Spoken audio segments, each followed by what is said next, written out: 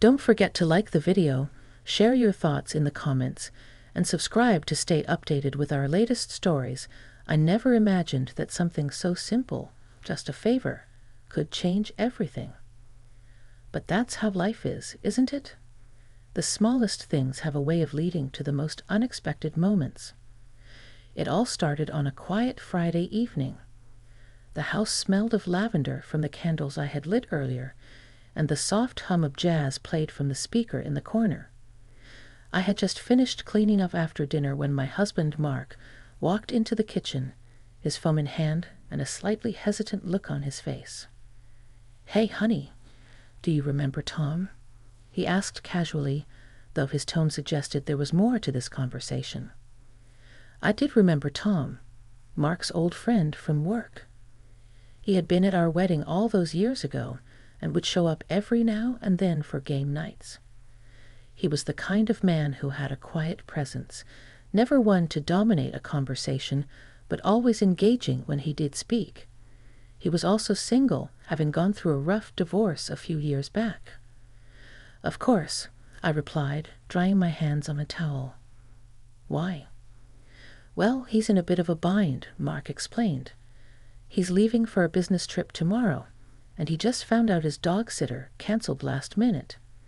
He asked if we could look after Buddy for a few days." A dog?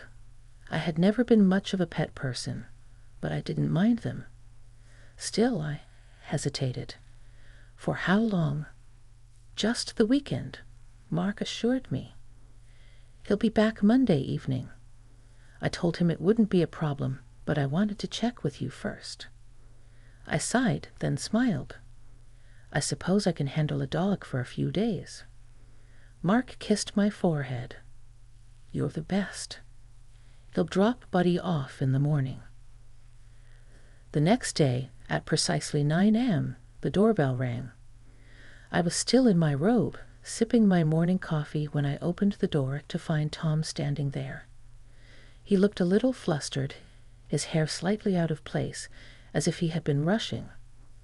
Beside him sat Buddy, a golden retriever with soft, kind eyes and an enthusiasm that could melt even the most reluctant heart. "Hey, thanks again for doing this," Tom said, stepping inside. He set down a bag filled with dog food, toys, and what looked like an entire instruction manual for Buddy's care. "It's no problem," I assured him.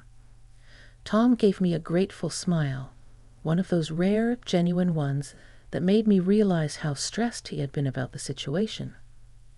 "I really owe you one," he said. We chatted for a few more minutes before he glanced at his watch and sighed. "I have to get going, or I'll miss my flight." As he turned to leave, I noticed the way his shoulders seemed to relax, as if knowing Buddy was in good hands had lifted a weight off him. "Have a safe trip," I called after him.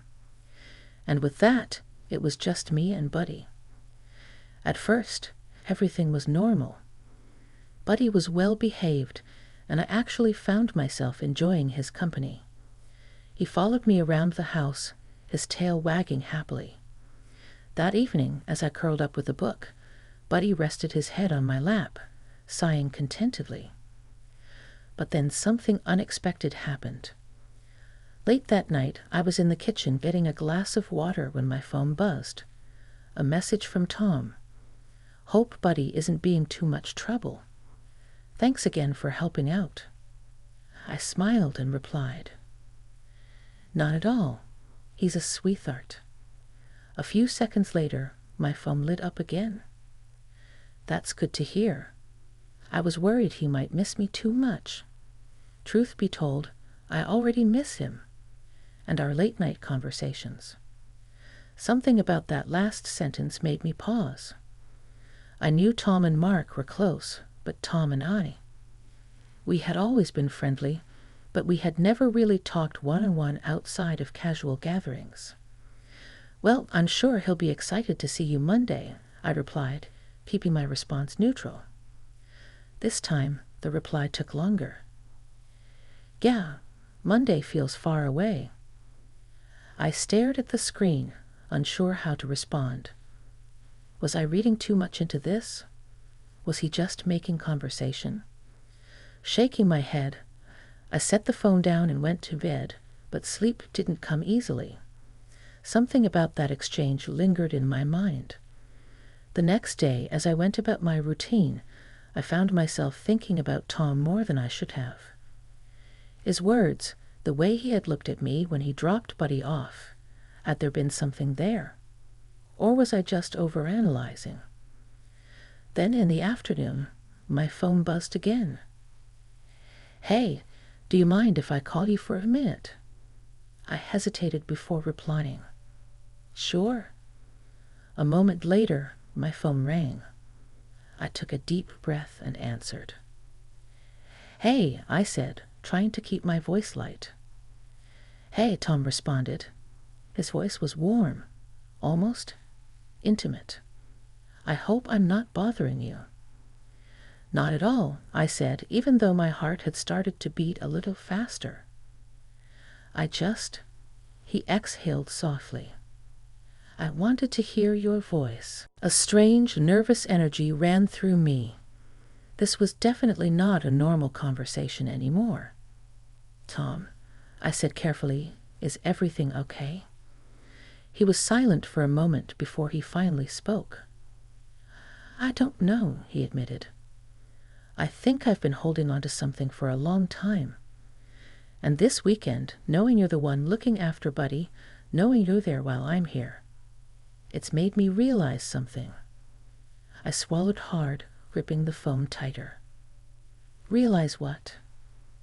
"That I've always thought of you as more than just Mark's wife." My breath caught in my throat. For a moment, I wasn't sure if I had heard him correctly. Tom's words hung in the air, suspended between us, their weight pressing against my chest. More than just Mark's wife. I shifted in my seat, gripping the phone tighter. "Tom," my voice was barely above a whisper. "I know," he said quickly, as if trying to backpedal. "I shouldn't have said that. He sighed. "I've kept that to myself for a long time, and I wasn't planning on ever saying it.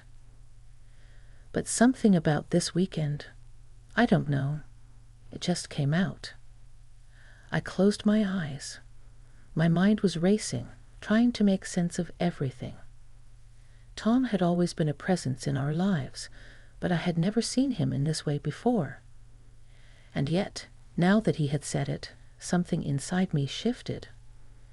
A dangerous curiosity, a quiet realization that I wasn't entirely unaffected. I should have shut it down. I should have told him that this was inappropriate, that we couldn't have this conversation. But instead, I found myself asking, "How long?" The words slipped out before I could stop them. He hesitated. "A long time," he admitted. "Probably longer than I should have. I never wanted to interfere in your life. You and Mark, you seemed happy." I swallowed hard. "We are happy." "Are you?"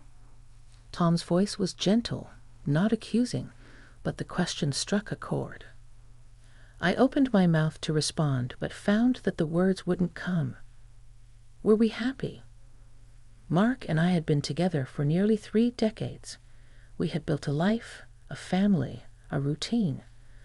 But in the last few years, things had changed. The passion had dulled, replaced by familiarity and comfort.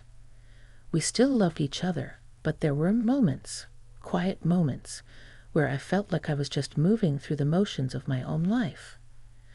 I had never voiced that out loud, never even admitted it to myself.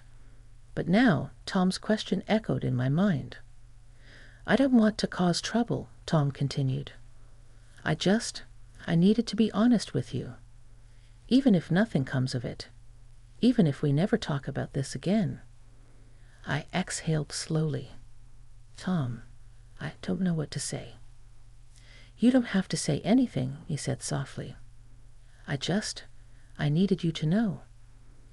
A heavy silence stretched between us. Finally, I forced a small, unsteady laugh. Well, this is definitely not what I expected when I agreed to watch Buddy. Tom chuckled, the sound warm and familiar. Yeah, neither did I.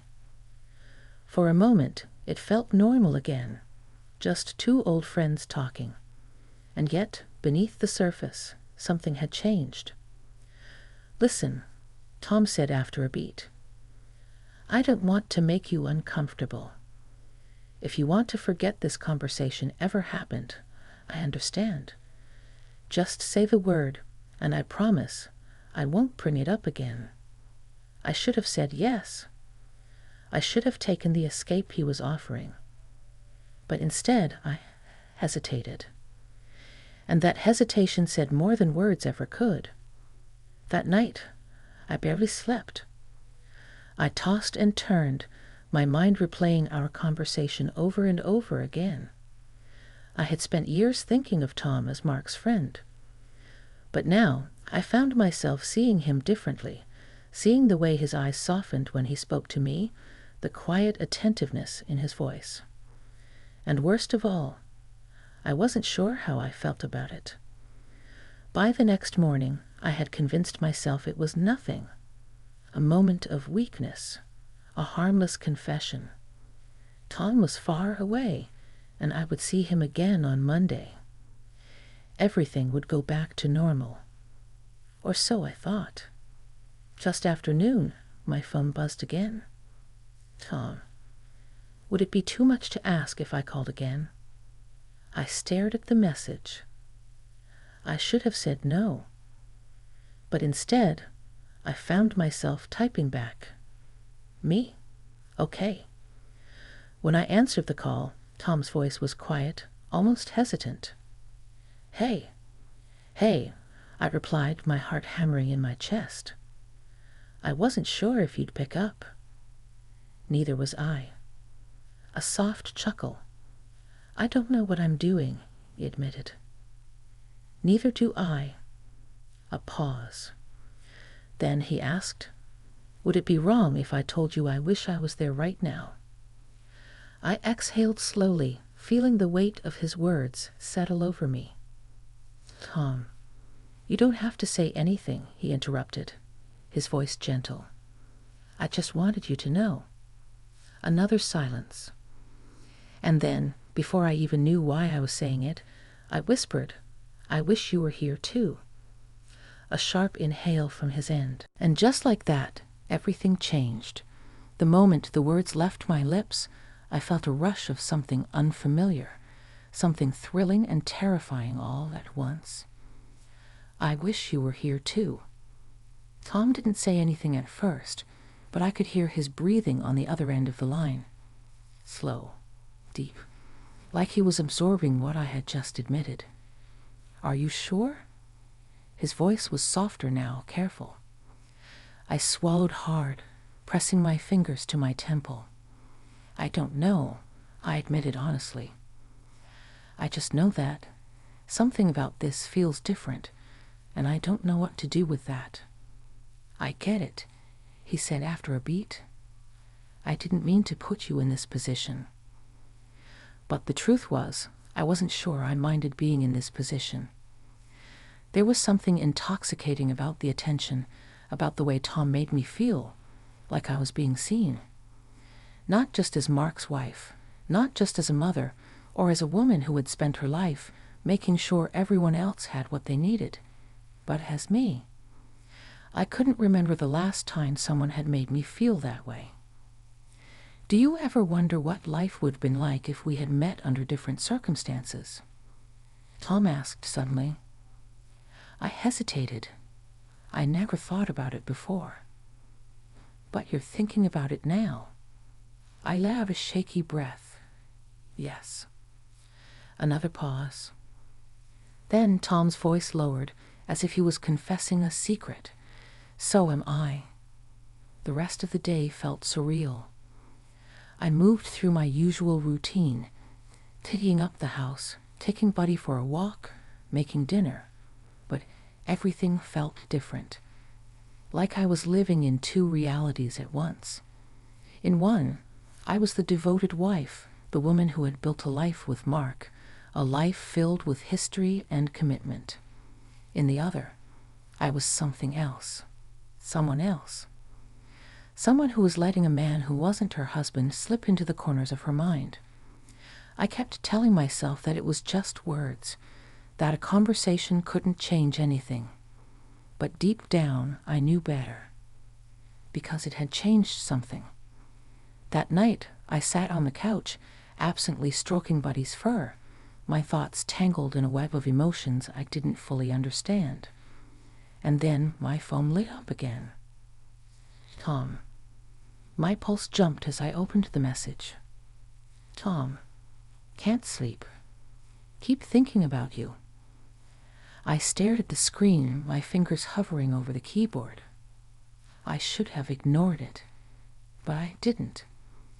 Instead, I typed back. Me, same.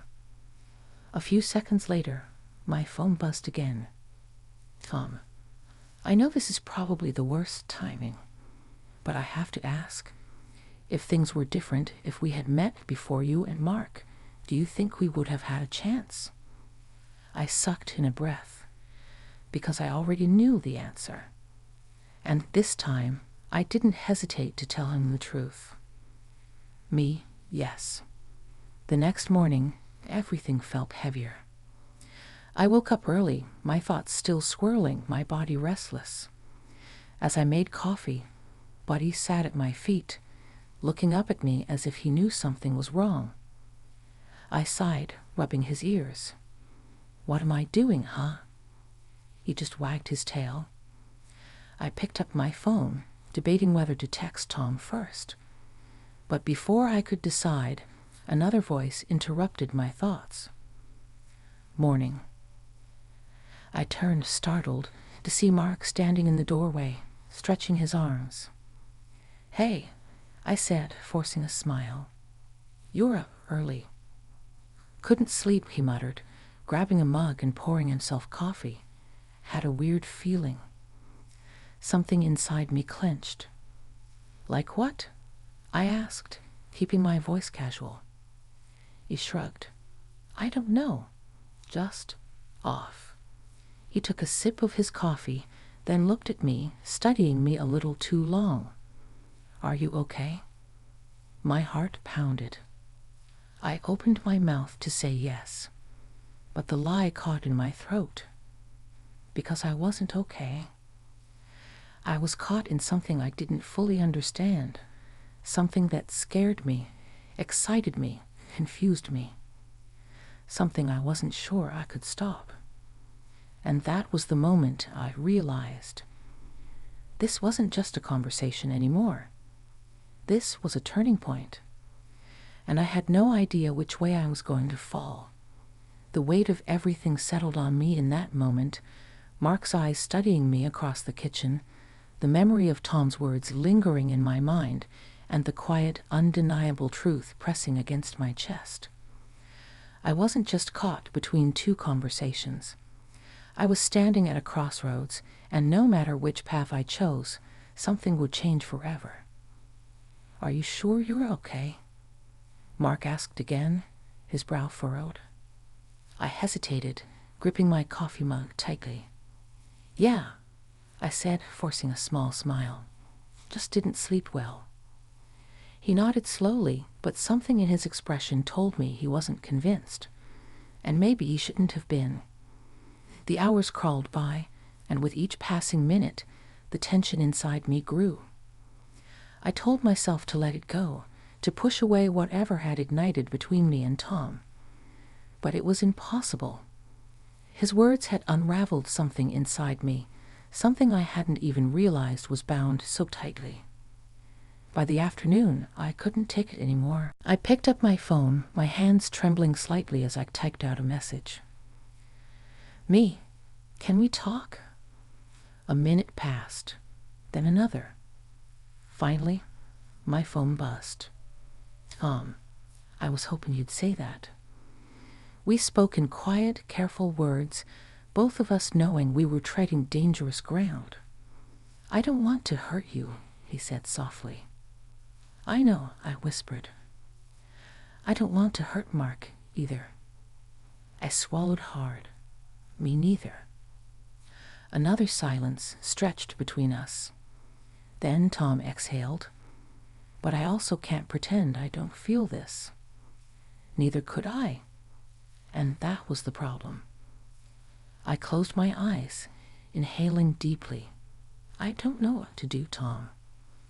I'm not asking you to do anything, he said. I just need you to know that if things were different, if there was ever a world where we weren't bound by timing and circumstance, I wouldn't have let you go unnoticed. His words felt like a confession, a wish, a heartbreak wrapped in possibility. And in that moment, I realized something. Tom wasn't trying to pull me away from my life.